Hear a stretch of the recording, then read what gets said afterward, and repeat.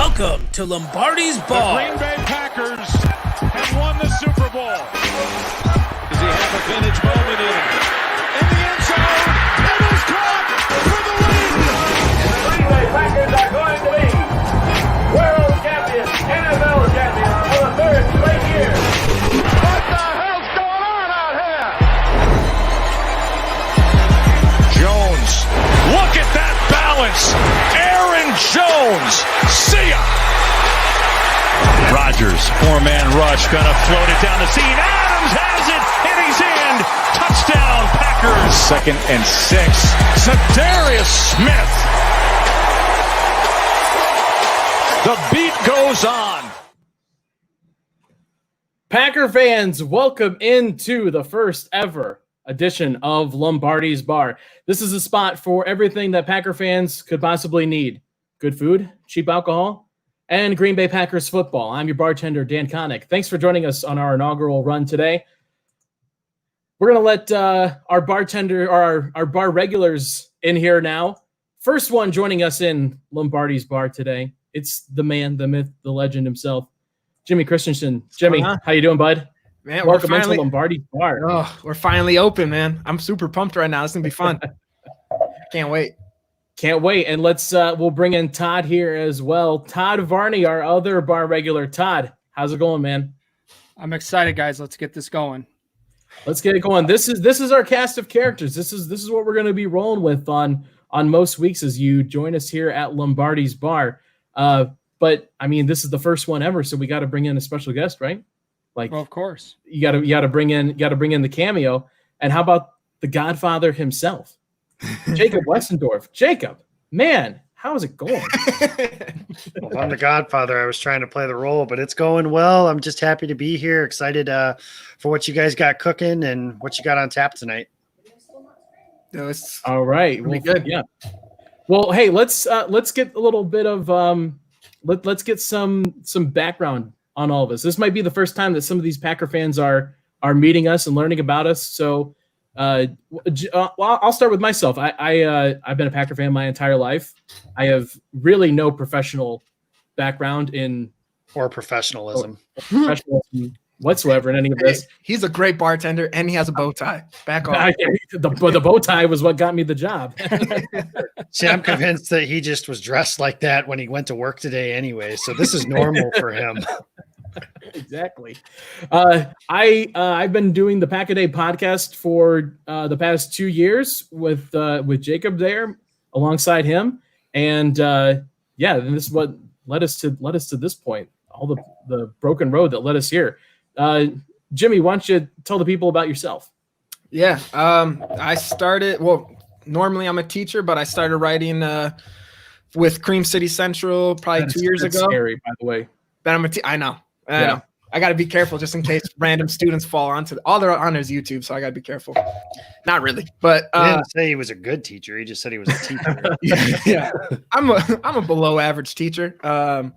And I started writing for Cream City. I left there a few months ago. I joined Packer Report, writing for them, and then I'm on a Game On Wisconsin with you, beautiful people, and podcast, doing this and all that stuff. Very nice. Todd, what about you? It's my first show. My first job doing anything like this. I just ran my mouth enough until finally got the attention of Jacob and Jason, and they brought me on to. It's the first time you've been let out of Mom's basement, right? Well, no, I'm still in Mom's basement, actually. She just broke into the studio before we started this and stole the keys. So I'm still living. I still have an apartment in Phoenix. So I'm not actually living with my mom, but I've been here for like 2 or 3 months now. Yeah, it's been an interesting story of Todd during quarantine. It's great. It's my favorite. Yeah. But hey, we got a comment that said, "Could I get a spotted cow?" But I just want to point out, I do have my Packers cooler full of beer right now, so it's not spotted cow, but I got some MKE if you want some Joey the Jaguar. What a bar! You guys let people bring in outside alcohol? You know, we're all inclusive, man. We let people like you in here. What do you expect? Suppose I earned that one.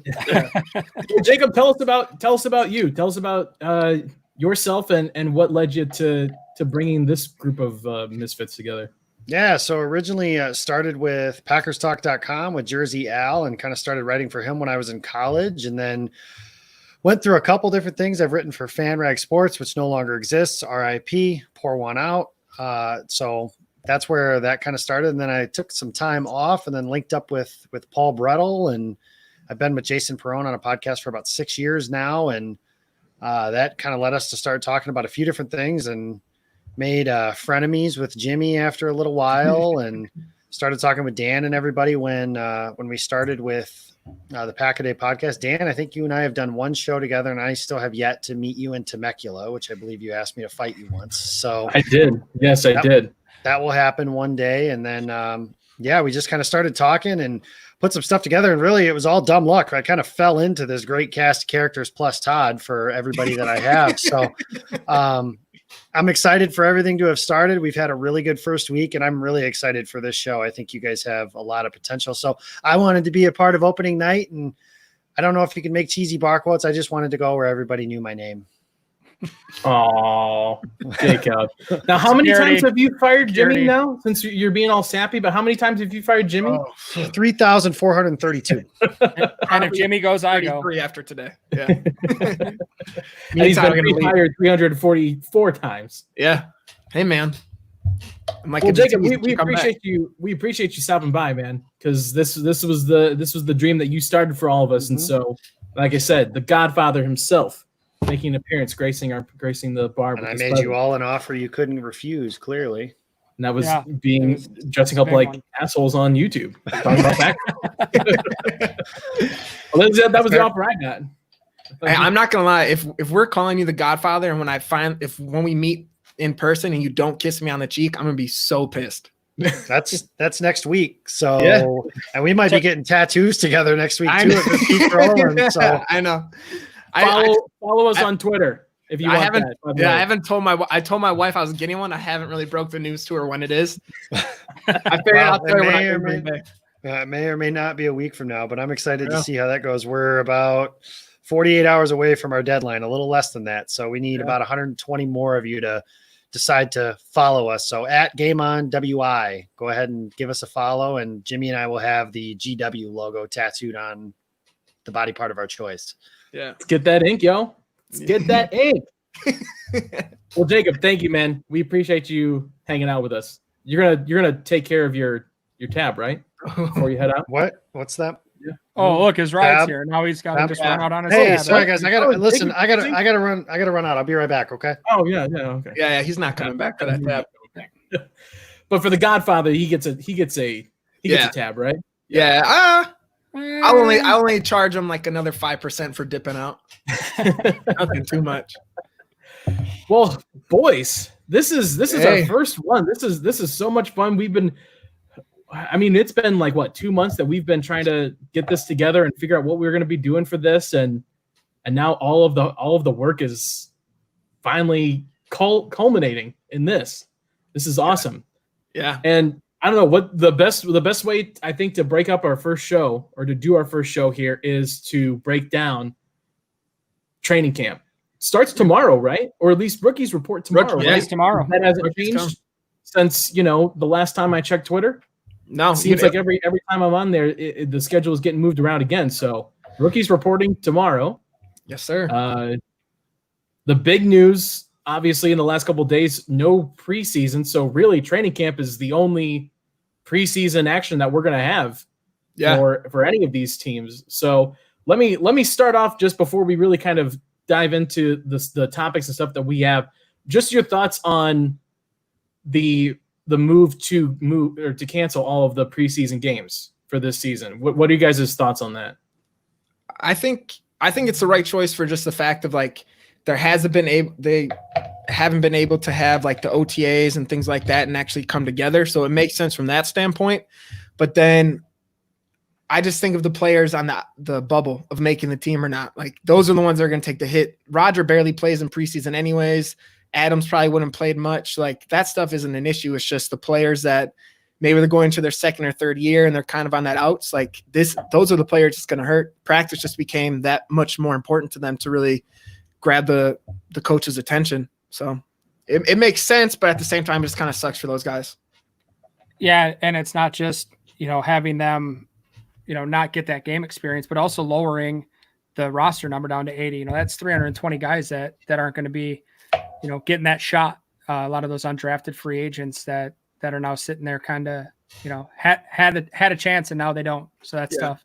And sorry, Jimmy, but with that roster cut down to 80, the move was kind of made so that you could break out those teams into 20 individual practice groups, which is supposed to be, kind of the number to help, social distance and things like that. So really, like, every single day, not everybody's going to be practicing together, which is just another thing. And just to echo what Jimmy said, like, it's definitely necessary if you're going to try and have a football season in the middle of this, but it doesn't take away the fact that it kind of sucks for everybody. Absolutely. And you guys mentioned, we're going down to 80 players, and like probably the most likely players that are going to get that cut right away are the undrafted free agents, which you look at our team, Lane Taylor, undrafted free agent, Alan Lazard, undrafted free agent, Kumaro, the White Knight himself. Like, even in the past too, we've had Tremont, Sam, like there's people that undrafted free agents, they come in and they make an impact. And now we're going to probably lose 10 of them before they even have the chance. Yeah. Well, enough of the down talk, guys. Let's jump into what we want to talk about. We're going to break down the preseason with a couple of different ways. And the way we want to start off Lombardi's Bar here, it's the way we're going to start off, or try to start off, every single week that we're here. And we want to buy somebody around. Who are we buying around for, boys, as we enter into the start of the 2020 season? It can be for anything that happened ever since that infamous game in Santa Clara. Anything up to that point. I have this one, my man in the comments, Big B, you're going to like this one. I'm buying Jamal Williams, whatever he wants, and I'll even go top shelf for that man. I had the privilege of talking to him this offseason, and he is the funniest human that I've ever met. And we talked about besides Todd, sorry, Todd, we talked about Ninja Turtles, which I loved, anime, which is hilarious. We talked about GameCube and Super Mario Smash Bros. So that right there, a man crush is happening. And then also just, you see the work he's putting in with Luke Neal, who's also a great human. I talked with him, and that man, he's out there every day in the 110-degree weather, just running up hills, doing those cone drills, saying he wants to take on Jair Alexander one-on-one routes. Like, Jamal is coming ready, and I will buy him whatever he wants. So. All right. And see, this is why Jimmy's a pro, because I didn't even have to set him up to talk about his Jamal Williams interview. He just took it and ran. Hey, man, shameless self-promotion. Shameless self-promotion. Todd, what about you? I'm going to do Aaron Rodgers. I didn't interview him recently. Just get that out there. Thanks, Jimmy. We should probably preference all of our next picks. Anything else we talk about is if we interviewed them or not. Yeah, because Jimmy's he's talked to half the guys, I'm sure. Between, just the way that last season ended, drafting Jordan Love, his personal life, I think Aaron probably just needs a nice glass of scotch, just hang out, relax. I'm an ear, cry on my shoulder, vent to me, whatever you need. I got it. And let's focus on getting ready to go. I think I saw on Twitter, Rodgers was like, man, I just wish I could talk to Todd right now. I'm really upset. I've been sliding in his DMs for like 4 years now, and I get nothing. He must have him turned off or something. I don't know. His phone's probably broke. Yeah, probably. Dropped it. Well, Todd's buying one for Aaron Rodgers, but I'm going to buy Jordan Love a drink. Just because it's the new cat in town, man. Like, the new guy's coming into town. He's not coming in under great circumstances. Everyone kind of hates him at this point. So, pull up a stool, man. You're welcome here in Green Bay. You didn't do this. Nothing that you're getting is on purpose. Pull up a chair, have a drink. Let's chat. Let's figure out what makes Jordan Love tick. That's I guess that's the Wisconsin in me. I'm not from Wisconsin, but yeah, I feel like that's the Packer fan in me. How about the other end of the spectrum? Yeah. Who needs to pay their tab here at Lombardi's Bar as we get started? 2020 season. Who has the most to prove? I mean, this is these topics are wide open. Whatever it is for you guys, however you want to take it. Who has the most to prove? Who needs to step up? However you want to go. Todd, why don't you kick us off for this one? Kevin King. He had a decent season last year. Finally was healthy for most of it. But I think he's got a lot to prove this year, coming into a contract year, looking to get paid big bucks. And we really haven't seen it. Plus, he's always got that TJ Watt stigma that, we passed on him to go for Kevin King. So he's got to make that point and earn it. Jimmy? First, I got Matt. That was a great comment. I saw that right away before Dan brought that up. Packers pay the man, Kenny Clark. He pulled a bus. If you can pull a bus sitting down, first of all, and you don't have a $20 million contract a year, something's wrong. It's not pushing a Toyota Corolla, but it's something pretty impressive. My person that has to pay the tab. I'm staying in the same position group. I'm actually gonna go with Josh Jackson. Came in a couple years ago. He was a second round pick. I had high hopes for him. Led the NCAA in interceptions that season.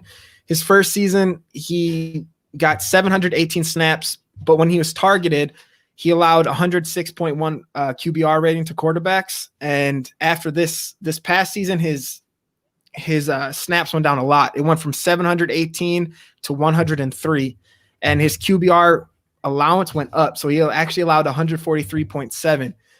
I'm not knocking his talent. I still think he's incredibly talented. You're not a second round pick unless you have something there, but this is year to prove it. We have the slot position open. We might even move Jair there on certain plays where it leaves the outside open for you.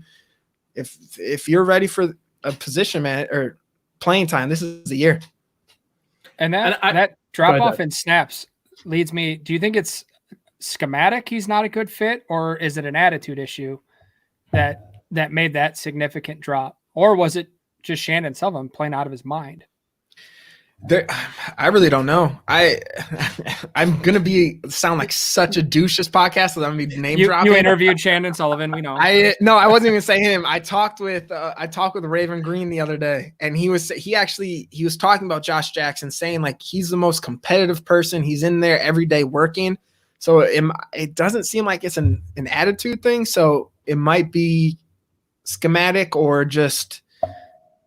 I don't know. I really don't know, but he should hopefully see the field this year.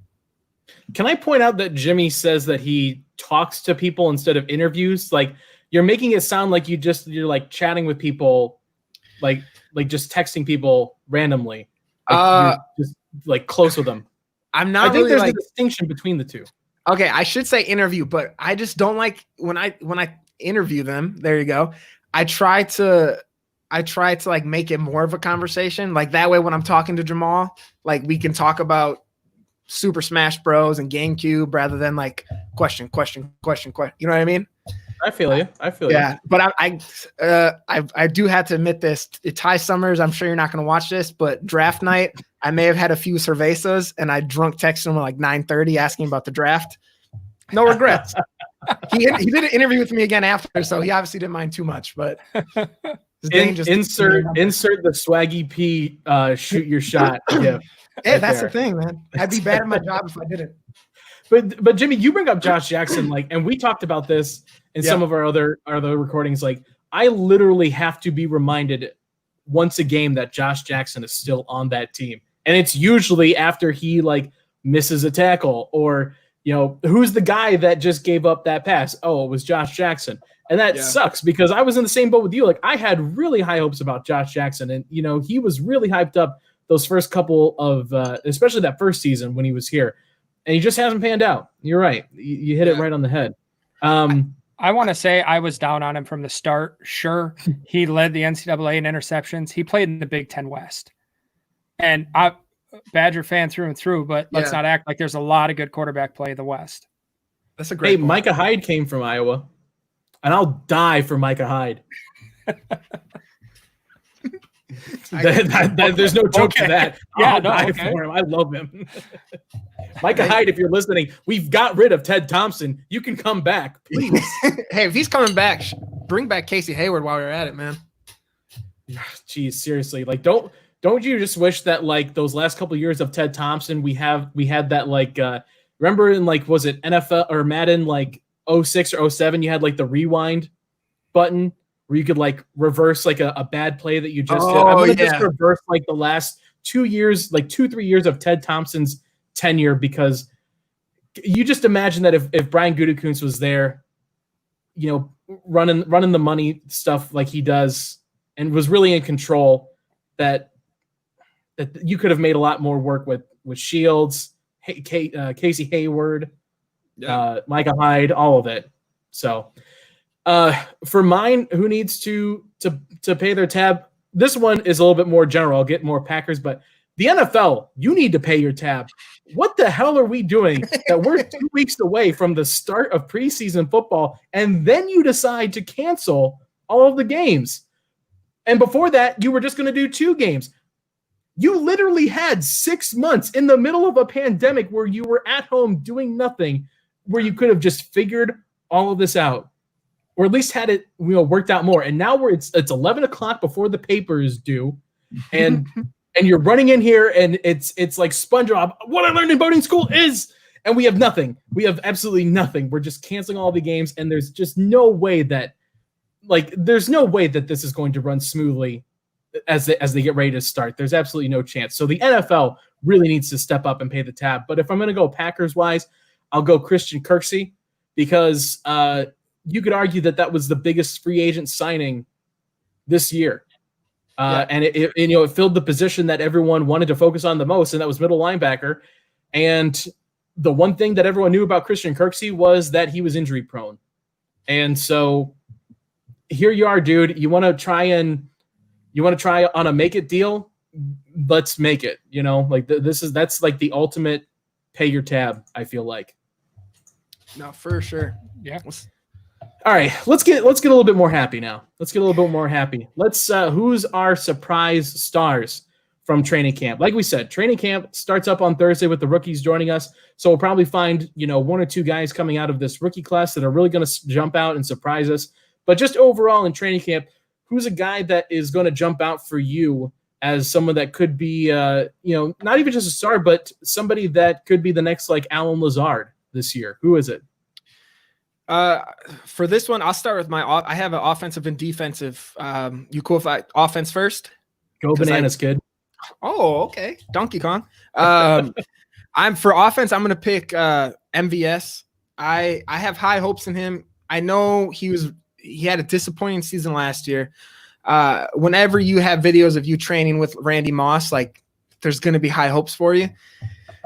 He had really good games. He's had that game against the Broncos, the game against the Eagles. Like he had really productive games there, but he kind of just fell off with the rise of Alan Lazard. And I think this year might be his year. Since 2013, he's had 6 different head coaches from college to right now. This is his first time in the NFL where he's having the same coach and the same offense 2 years in a row.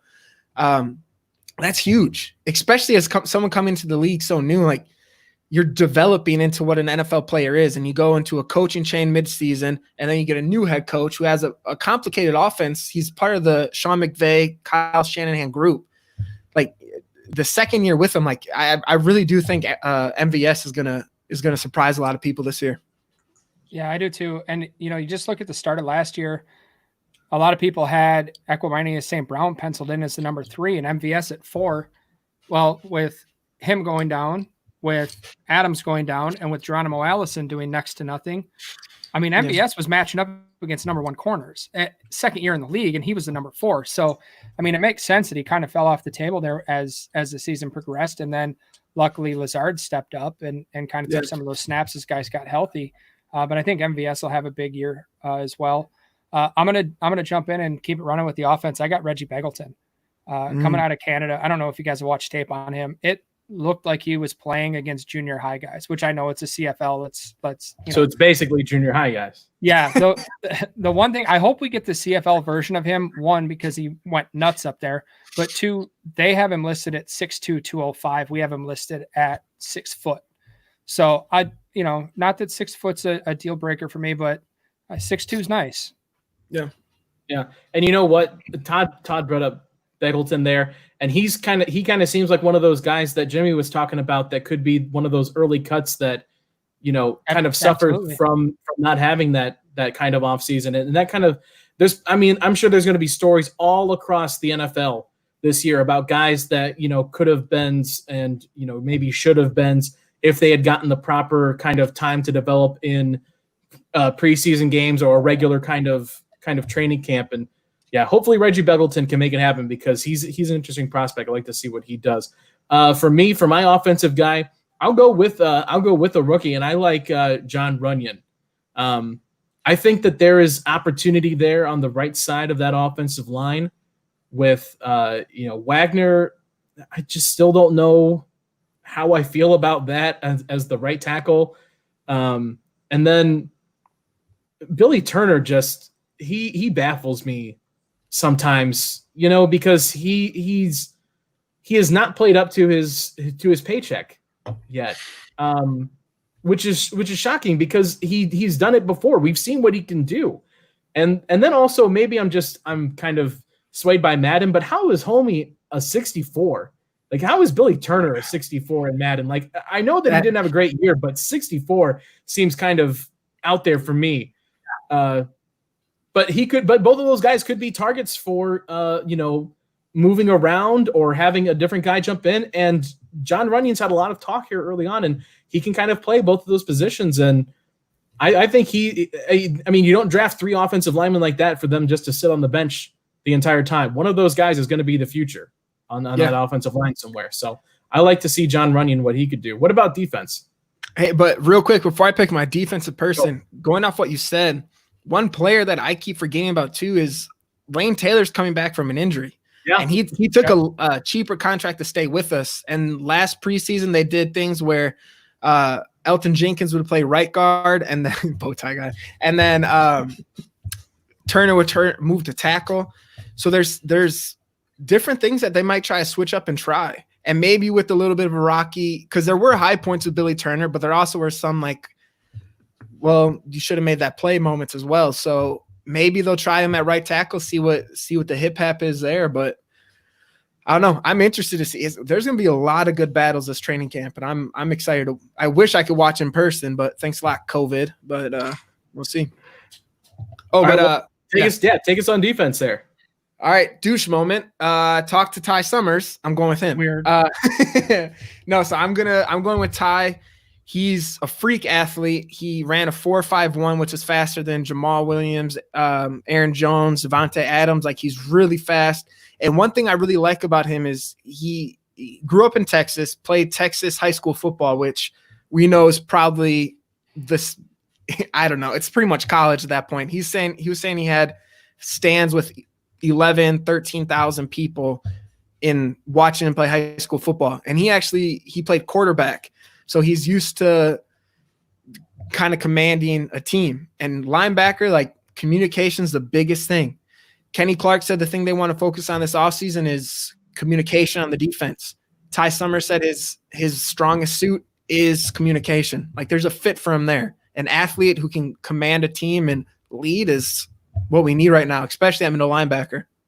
Okay, where does Texas high school football rank on the CFL scale? Is it higher or lower? Oh, absolutely higher. Unless you're Cameron Wake. I'm really sorry, Cameron Wake.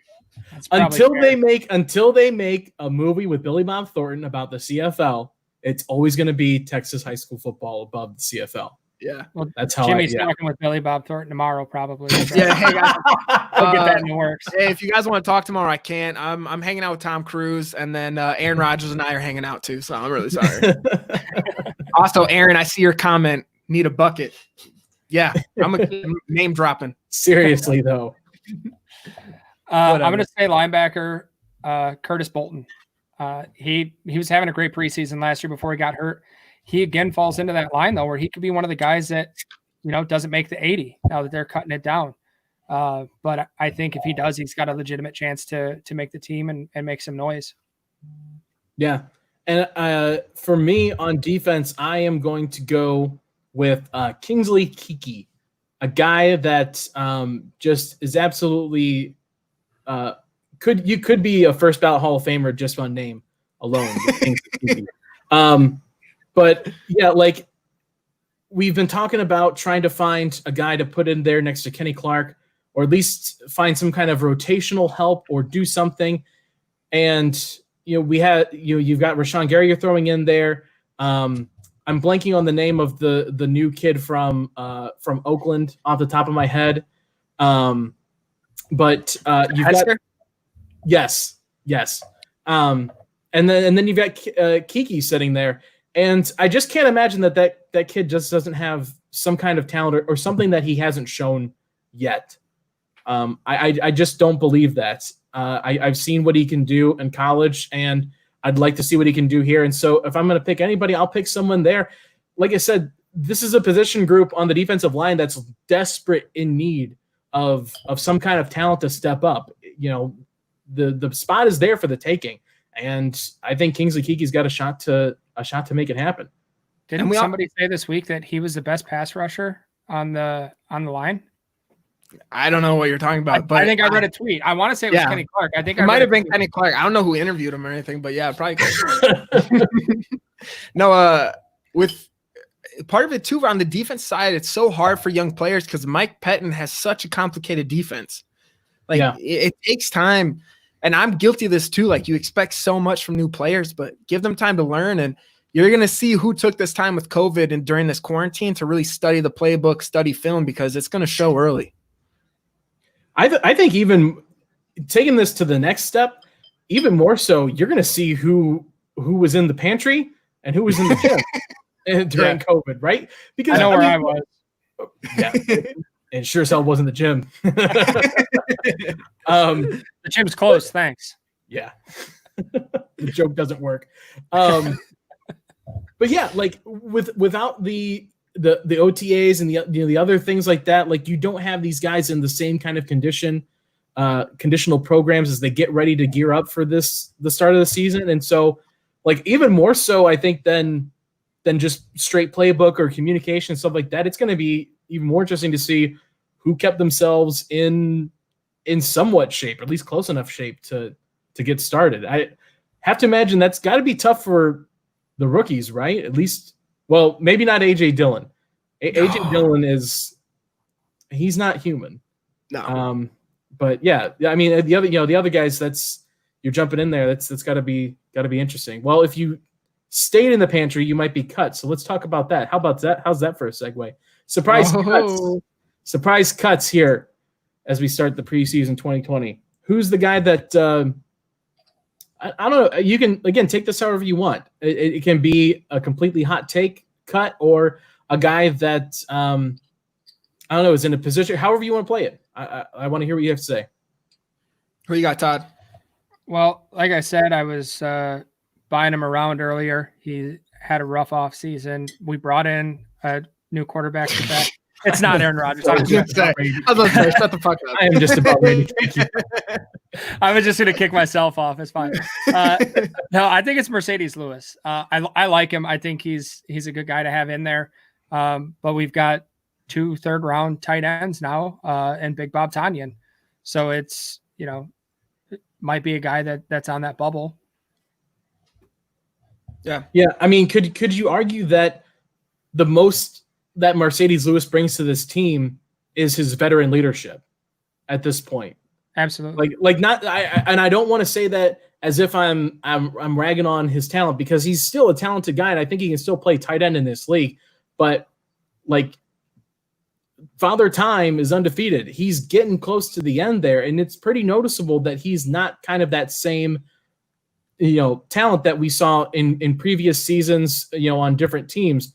And so with the talent that's behind him, to me, it kind of feels like Mercedes Lewis, his biggest contribution is just being a veteran guy in that locker room with a lot of young talent and a lot of guys that haven't had, a starting role or had to be that guy yet. And so that's where kind of Mercedes Lewis makes his coin, right? Yeah, especially in a year like this where it's a shortened off season, different looking camp, just having a veteran that can kind of pull those young guys together. What up, Eddie Lacy? And, and help guide some of those young guys through. I want to push back a little bit on that, just because he also, if you look at our tight end group, who's a better blocker than Mercedes Lewis? Like, if we want to be a run-heavy team, Mercedes Lewis seems like the tight end that you want, and then you have the Sternberger to be the passing threat. I mean, that's true, but I think that's you could argue that's part of the reason that they drafted DeGuara was because he's supposed to kind of be the younger version of Mercedes Lewis, a younger, faster Mercedes Lewis. And so, I think if that's the plan and he pans out to be like that, I think Todd, you're right on the money there. That could be one that he's a late cut, or maybe if he's not even a late cut, I think you could at least see that however the season progresses, that you could definitely see a decrease in snaps for Mercedes Lewis as the season goes on. No, for sure. Yeah. All right. I'm going to the opposite side of the ball. I'm actually going to the D line. I'm going with Montrevius Adams. It's not super surprising, but just looking at the line that they have there with Clark, obviously the star, Lowry, Lancaster, Kiki, Hester we just signed. Adams was supposed to be the Pettin said he was really impressed with him last season. His snap count went down from 212 to 187. So obviously, even though he was impressed, he didn't do enough to really earn a lot of time on the field. And then he also had offseason trouble this year, getting busted with pot and stuff, which obviously it's pot, but then so there's other things involved with it too. But is that still illegal? Unfortunately, yeah. Well, that's why it's only a 5-hour drive from Wisconsin, but that's a different topic. I'm a teacher. I don't do that. Don't do drugs, kids. Stay in school. Yeah. So I'm going to go with Adams, man.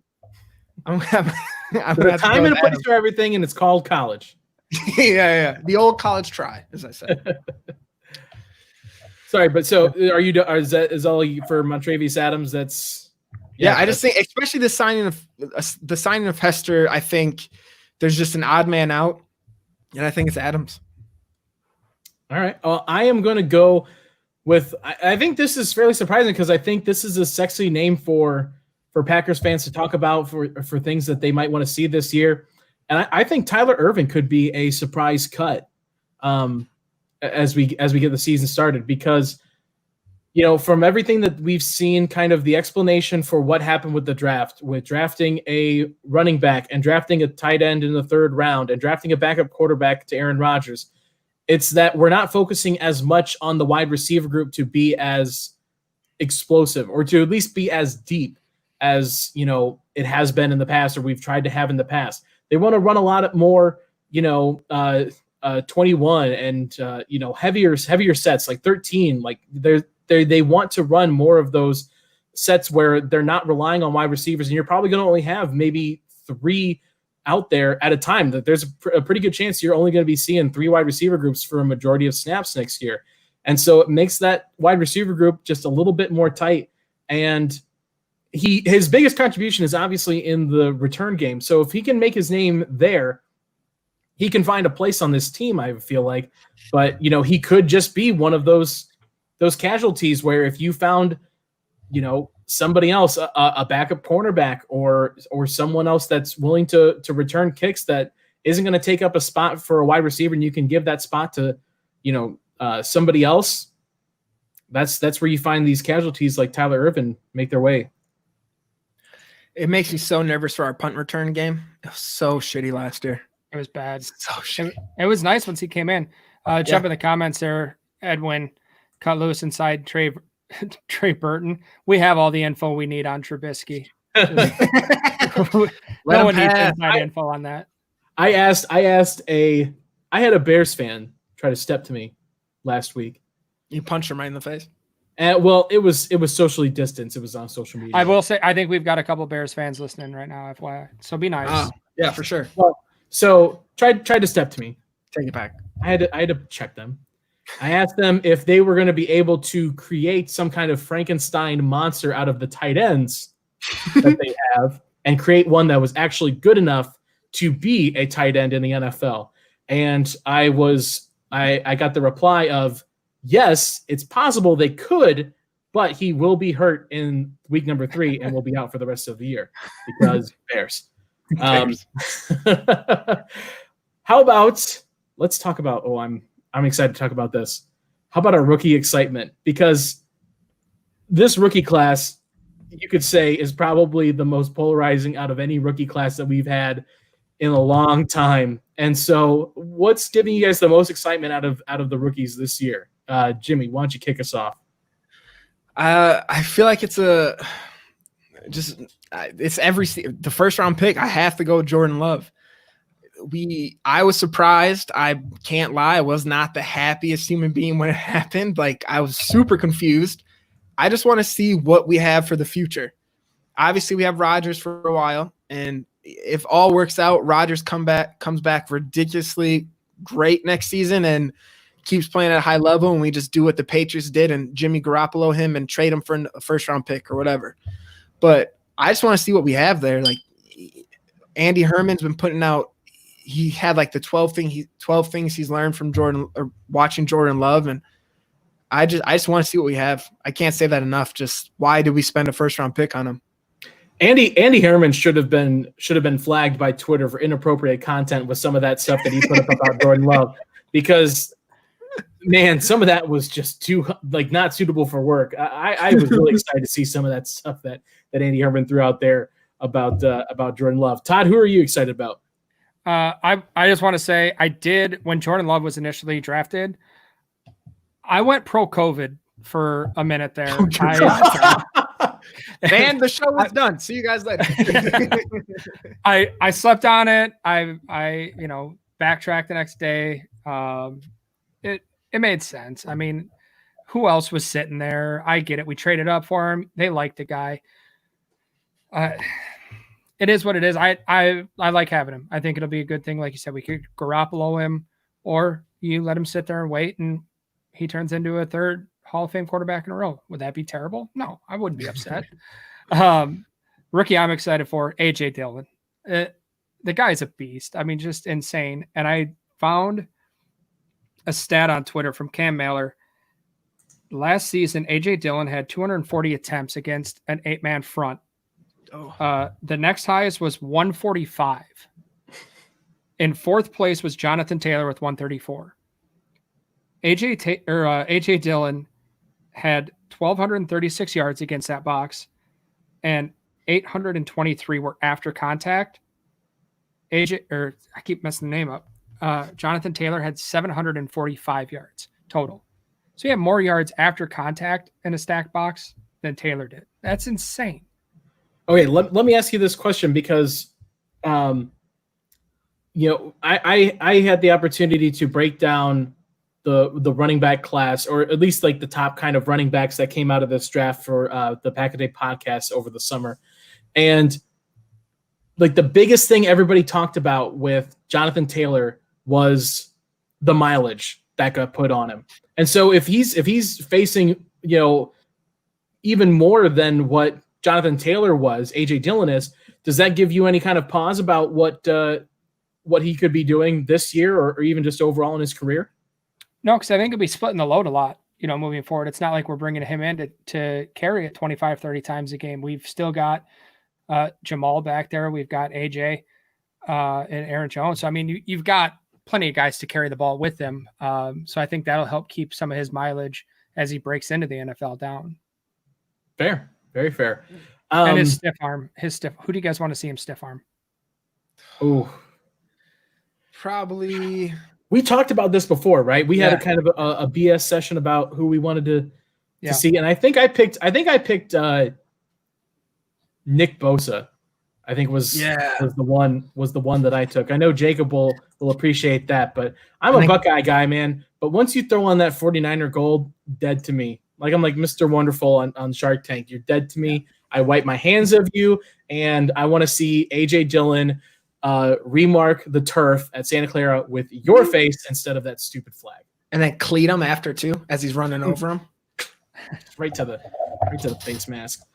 Yeah, perfect. What about you, Todd? Who is it? Who do you want to see him? Who do you want to see him stiff arm? Khalil Mack. Yeah, just set that tone with Chicago right away. Just let him know, like, I'm a rookie and you're supposed to be good, and take a seat. I I've got nothing against Khalil. It's not like Dan there hating a guy, but I think that would just send a phenomenal message. I'm fueled on hatred. Yeah, I gotta go with Big B right there. You said Anthony Barr in the comment. Yeah, Anthony Barr. Yeah, Anthony Barr, man. That clip all the time of Anthony Barr hurting Aaron Rodgers. Just stiff arm him to the ground, give him the old Ndamukong Suh stomp, and just keep going. Yeah, I like that. My rookie excitement is a guy that I brought up before is Josiah DeGuara. I am excited about this kid. The more and more that I see him, he doesn't even just seem like a straight tight end. Like everything that everyone says is that they're going to just move him around to different places. He can do so many different things, and he feels like one of those kind of like low floor, high ceiling kind of, or excuse me, high floor, high ceiling. Like the talent is there that it just seems like he's not going to not be able to come out and do something. And this was like Matt LaFleur's pick. Like out of all the picks, like, Jordan Love, yeah, that's for the future. AJ Dillon, he's an absolute animal. But Josiah DeGuara was a bit of a reach pick at number 3. And it's because of the way that Matt LaFleur wants to run this offense. And that's with big, fast tight ends that can also block and do multiple things. He fits this system. And so I want to see what he can do. I think he'll be a great addition to it. I'm excited. Well, and to play off of that being LaFleur's pick, after trading the 4th round pick, they clearly didn't want to sit there all through the 4th round and through most of the 5th round, hoping that he drops in a copycat league and seeing what the Niners did with Kyle Juszczyk last year. Like, if that's how they envision him, all it would take is one other guy to go, yeah, okay, that's fine. We'll snag him. So that was another one that definitely had me baffled right away. And then once you looked at it, you're like, okay, I see it. Yeah, agreed. Exactly. So one last one as we kind of are starting to wind down the show here. Late additions. Who is the late addition in this 2020 season? And this one, I think you could make the case that this is the one that might be the most impactful in this 2020 season, because there's no way that there is not an addition to any team this year that doesn't come in week 6, week 10, because of something to do with COVID, that doesn't come in and make an immediate impact. So who is it for you guys? Who does it for this team? Go ahead, Todd. I think we still need some help on the defensive line. Snacks Harrison, if the price is right, I'd love to see him come in, or our very own Jimmy Christensen. I don't know if any of you guys saw his scouting tape this week. That was sexy. How's the bulk going? How's what? How's the bulk going? You putting on the weight? Oh, the bulk. I thought I said belt. I was Big. like, the bulk. Hey, man, just drinking beer and eating peanut butter out of the jar. Wouldn't be 300 pounds by next week. You're set. Jimmy's been doing that for a couple of years now, but now it's for a purpose. Yeah, now I have a reason to. He's pushing Corollas. He's got the Ndamukong Suh stomp. What else do you need? NFL blitz. Yep. Yeah. He's set. Easy. Nice. Sign this man. Yeah. Goody, I know you're watching. Sign him. Yeah. He'll text me in a little bit, I'm sure. Yeah. All right, Jimmy, what about you? For mine, I'm gonna have to go with he's a former Packer, Jared Van Deer Jared Van Deer. He joined the team late last year after retiring, came out of retirement, and after Balaga got hurt, he came in and he did really well. And I think what we see from him is that, like, he doesn't really need a training camp or anything like that to play at a high level. And especially later on in your age, like, sometimes you just don't really want to do it, as bad as that sounds. So I think maybe later on, let's say we have an injury, I think he's going to be the first guy that we call and bring him aboard again. All right, I like that. And there was a lot of people calling for him to stick around after the season. I'll go with the obvious one. This was, I'll be honest, I kind of mailed this one in, but it's the most obvious one is Mike Daniels, right? Yeah. Like, who doesn't want to see Mike Daniels back on that defensive line? I already talked about the depth issue on it. Could definitely see, for the right price, the right situation, that Mike Daniels makes his return back to Lambeau. And if it takes a pandemic for that, then I don't know. Feels like everything's kind of a wash then.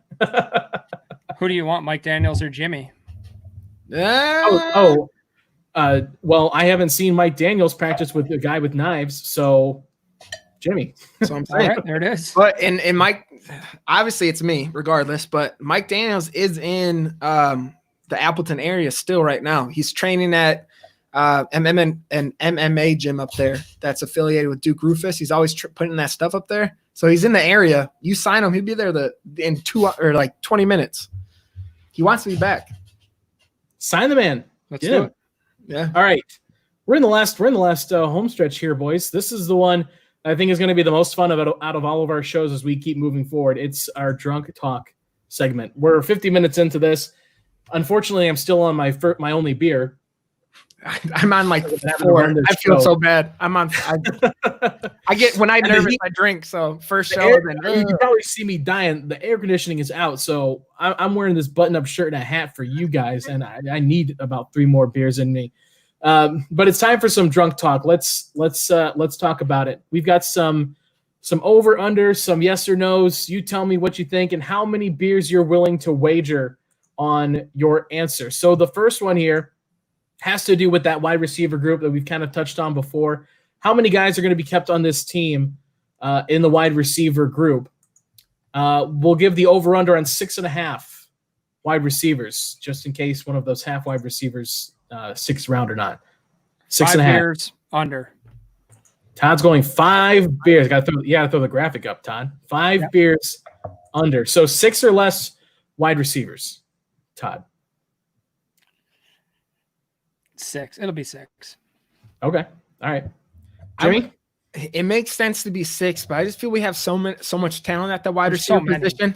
There's so many of them. And so like Adams, MVS, St. Brown, Funches, who just signed, Lazard, obviously, CFL guy. That's your name now. I'm really sorry.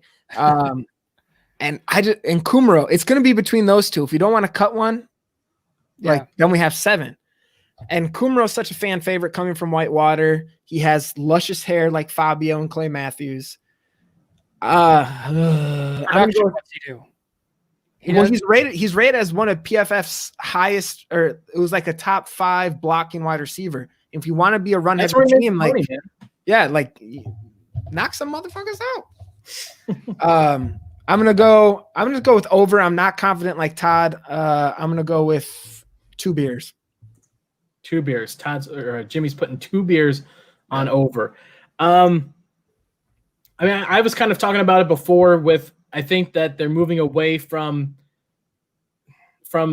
the wide receiver position, at least like kind of prioritizing it. I think that was pretty obvious with the draft. So I think that it's probably under 6. But like Jimmy just said, like once you kind of like start counting them out and see where everybody falls, you get kind of to that end and you just think that maybe there's a chance that like a Kumaro squeezes himself onto the team as like a special teams guy or a once in a while guy. So I'll still go under. And I'll go 3 beers on this one.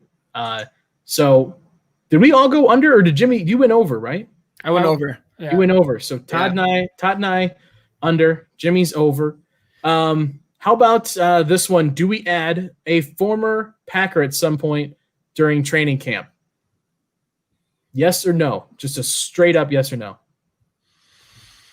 5 beers. Yes. Todd just balls to the walls at this point. Todd is just all about it. He just wants to. I don't moderate. That's why I don't drink anymore. I don't moderate. Yeah. Got to pick the personality. Between Tremont and Mike Daniels, I think we see one of them come back to town. To add to that point, Edwin just in the comments put Clay ? Don't validate him. I'm valid. Edwin validated. There he goes. I'd love to see it, man. My first choice. I loved Mike Daniels when he was on the team. He's that attitude that we need on the defensive line, especially just the I don't want to say over aggressive, but super in your face. He's going to talk a little shit. He's going to do what he needs to do. So my first pick's Mike Daniels. I'd love to see Clay back, Tremont. I'm going to go yes, and I'm going to go with the number of beers I'm on right now. I'm going to go 4.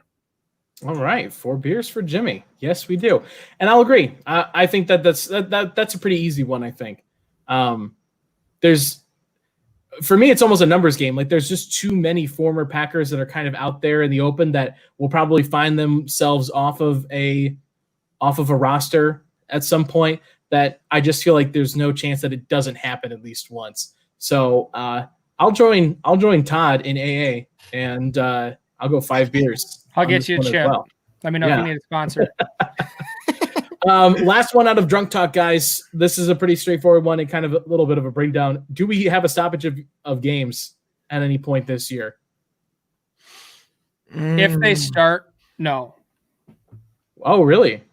I think if they're able to start, they'll be all right. Because what that tells us is, so we've got a month and a couple of weeks, month and a half ish until the regular season. So that means that things with the NBA and MLB are going smoothly. They're still playing games. I think if they can make it a month and a half of those 2 leagues going, then the NFL will start up. And I think if they start up, I don't think they stop. I think the 5 big beers. thing, 5 beers. There you go. There we go. I think the big league we're going to focus on is not so much the NBA because they're in a bubble, but the MLB. They're the ones traveling places, and I know it's not the same amount of players and staff that you're bringing along, but if the MLB can do it, I'm with Todd, and I think if we start, they're going to finish it. So I'm not confident at all in this. I'm going to go the opposite of Todd, and I'm only going to do 1 beer because COVID's been a real pain in the ass. So I don't know. I will join Todd and go 5 beers. However, excited, Todd. Yep. Not so fast, my friend. There is no way in hell that the NFL would have to screw this up at some point. It is the NFL. It is Roger freaking Goodell. There is no chance that this does not get effed up at some point. That is what he does for a living. He makes a multi-million-dollar effing up a multi-billion-dollar corporation. That's what Roger Goodell has been sent on this earth to do. No chance that this works for 16 weeks. I cannot possibly see it happening. Oh God, there's just no. You're not wrong. What is Roger Goodell like? This we saw how he handled the lead up to this, right? Yeah. All right. I'm really sorry. Can I add one super fast? One more drunk talk. How many quarterbacks do we keep? 2 or 3? 3. 2. And I think with COVID, you've got to keep 3. I go the opposite way because I think with COVID, there's a pretty good chance that you'll be able to find a guy like oh boy, Andy Herman's not going to like that I'm forgetting the quarterback now, the white quarterback that we have. Tim Boyle, white quarterback number 1. Yeah, like there's no way that Tim Boyle is going to just be I can't imagine that there's not going to be a Tim Boyle sitting there somewhere on the scrap heap to pick up in the middle of this. But what's it going to look like bringing a guy to? I mean, are they going to have to quarantine before they join the team? So in which case, if you've only got 2 and Rodgers gets hurt, you're going to run with 1 for 2 weeks until a guy can join the team? Great point by Todd. Those are the only kind I make. Don't quit throwing logic at me like that, Todd. Yeah. 5 beers, we keep 3. I'm going with Todd on this one. And especially like if you want to get rid of all drama possible, we just spent the first round pick on Jordan Love and we're saying we're committed to Rodgers. You have to keep Tim Boyle, keep him at number 2, keep Jordan Love at 3, even just for a look standpoint. If Rodgers gets hurt, then who cares what you said? Just put Jordan Love in. But I go with 3. All right. This is one that I liked. I want to see how we handle this one. It's our Jukebox Hero segment as we kind of get near the end of the show. Jukebox Hero, we're throwing some tunes onto the jukebox at Lombardi's Bar. I'll let you guys because we've done this a couple times in different ways. You can pick a song for a player, pick a song for the training camp, however you wanted to play this one. I want to see what you guys have. What do you throw in the jukebox? Todd, lead us off, brother. I'm going to go shout out to my high school football coach, Coach Thompson. We are family, Sister Sledge. Coming into it, I mean, it's a weird off season. Obviously, these guys are going to be, kind of quarantined in a bubble with themselves during camp. It's going to have to bring them together. They're going to have to be a family. They're going to have to lean on each other for just some of that emotional support that they would typically go to their family or a roommate, a buddy, whatever. They're going to have to lean on each other for that. And so I think We Are Family would be a good one. Is that song up there with in the pantheon of songs that you only know the chorus to, but not the actual verses? I think I could probably get through it because, like I said, shout out Coach Thompson. That was our team song one year. I don't think we won more than one game that year, but we heard it a lot, so I'm pretty sure it's stuck back in there somewhere. All right, kind of like a Born Identity thing, where if we like zap you with something, you're gonna like revert back to. Yeah, just like, turn it on. I'll turn it on. I'll get it. It worked exactly the opposite of an intimidation factor. Like when the visiting team would come in and they walk past our locker room, we've got Sister Sledge jamming. They're like, "All right, forget it. You got it. We're good. We're fine. We're fine. Keep the bus running. It'll be quick."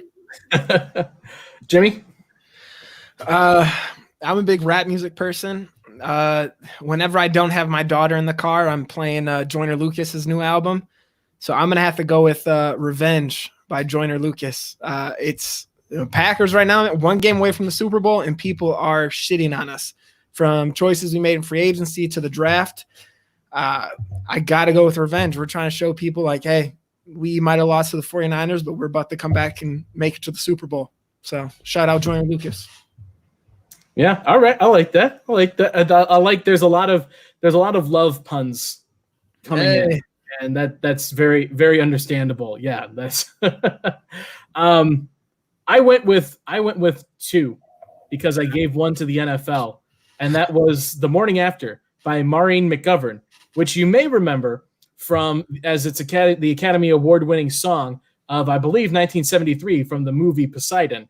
And in that movie, everything was all nice and dandy, and then everything got flipped upside down and turned to shit, and everybody died. And that's what's happening right now. And so that's what's happening with the NFL. Everything is upside down, and also it's the perfect song to just put on at the end of the night when you're super drunk, because I am a sad drunk. I'm a very melancholy drunk, and and that's just one of those songs that you kind of like put on, and you can kind of lean up against your beer bottle.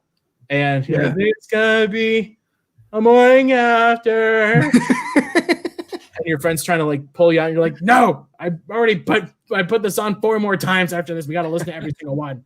But my real one is with you guys for the Packers. It's BTO. You ain't seen nothing yet. I think that this is, if everything can just go normal, or we get at least somewhat close to 100% normalcy. I think that this team is poised to do something big. And 13-3 last year, everyone wants to rag on that as being the most overrated. Well, you know what? You ain't seen nothing yet. That's what I say. All right, let's wrap this up, guys. We got last call here at Lombardi's Bar. Just one more thing to throw out there for everybody as we get ready to start the off season or the preseason here. Jimmy, the first thing, or like my only thing right now is, Tremont not being out of the team, we're going to miss his skill set, obviously, but I think a big part we're going to miss is his leadership in that secondary. We have a really young secondary with Amos.